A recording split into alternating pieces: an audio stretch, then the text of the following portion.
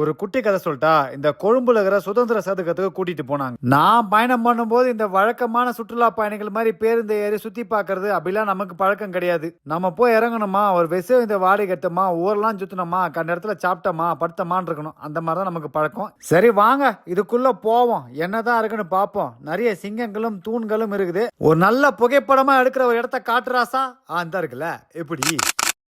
இந்த முன்பக்கம் முதுகு தண்டு வளையாம பைக்குள்ள கையை விட்டு நிக்கிற ஒரு ஐயாவோட சிலை பார்த்தேன். அது யாருன்னு பார்த்தா அவர் தான் டான் ஸ்டீஃபனா. இவர் தான் இலங்கையோட முதல் பிரதம மந்திரியா. அது மட்டும் இல்லாம இலங்கையோட தேசத்தந்தை இவர் தானப்பா. இந்த பல தூண்களை கொண்ட சுதந்திர சதுக்கம் சிறப்பாவே இருந்துச்சு. சரி உள்ள போய் பார்ப்போம் வாங்க. அது உள்ள போறப்போ ஒரு அறிவிப்பு பலகை ஒண்ணு வச்சிருந்தாங்க. இது தேசிய சொத்தாகும், இந்த சூழலில் ஒழுக்கமாக நடந்து கொள்வோம் அப்படின்னு போட்டிருந்தது. வழக்கமா இந்த மாதிரி பொது இடங்கள்ல தூய்மையாக வைத்துக் கொள்வோம் அப்படின்னு தான் போட்டிருக்கோம். ஆனா இங்க ஒழுக்கமாக நடந்து கொள்வோம் அப்படின்னு போட்டிருந்தது ரொம்ப சிறப்பா இருந்தது. ஏன்னா இப்ப எல்லாம் பொது இடங்கள தான் பல ஒழுங்கீனமான செயல்கள்லாம் செய்யறாங்க. நான் முன்னாடியே சொன்ன மாதிரி இது சுதந்திர சதுக்கம், இலங்கையோட சுதந்திரத்தோட நினைவு சின்னமா இதை வச்சிருக்காங்க. கிட்டத்தட்ட 72 வருஷம் பழசு பாது. உள்ள போய் பார்த்தா பல தூண்களை கொண்ட நவீன கோயில் மாதிரி இருந்தது. அதுல தூண்கள் இருக்கிற வேலைப்பாடுகள் ரொம்ப எளிமையா இருந்துச்சு. இதை பாக்குறப்ப எனக்கு மதுரை மீனாட்சி அம்மன் கோயில் இருக்கிற 1000 கால் மண்டபம் தான் ஞாபகத்துக்கு வந்துச்சு. அந்த அறிவிப்பு பலகையில போட்டிருந்த மாதிரி நான் ஒவ்வொரு இடத்துக்கு போகும்போதும் ஒழுக்கமா தான் நடந்து கொண்டேன். ஏன்னா ஒழுக்கமே ஒரு நிமிஷம் என் முன்னாடி வந்து உட்காந்துட்டு தான் போகும். முடியல,